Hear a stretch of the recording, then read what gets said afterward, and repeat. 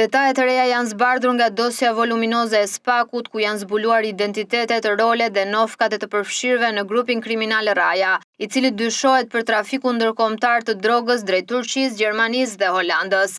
Hetimet e publikuara në dosjen që CNA disponon tregojnë se grupi dyshohet për të paktën 3 episode trafiku narkotikësh. Në episodin e parë në 3 nëntor të 2020-s, autoritetet malazeze sekuestruan mbi 1700 kg marijuanë të nisur nga Shqipëria për në Gjermani. Në episodin e dytë, në 26 janar të 2021-shit, në kapikulet të Turqisë, autoritetet sekuestruan rreth 236 kg marijuanë. Nga hetimet dhe bisedat e zbuluara në platformën e enkriptuar Skyec, janë identifikuar të përfshirët dhe pseudonimet e tyre. Disa prej tyre janë Recep Raja, i cili përdorte nofkat XRI dhe New Sky, Bujar Sefa, alias Zaka, Agim Nina, alias Lorenz Selmani, Jani Çavo, pseudonimi Rois, Përparim Raja me pseudonimin Cacaca, Gazmir Raja, pseudonimi Miri, dhe Çoku, Aldo Gjini, alias Jamadani, Sokol Qaja, pseudonimi Hermano, dhe Krushk Hermano, si dhe Marvin Bushati me pseudonimet Gjimi, Marvini dhe Marv.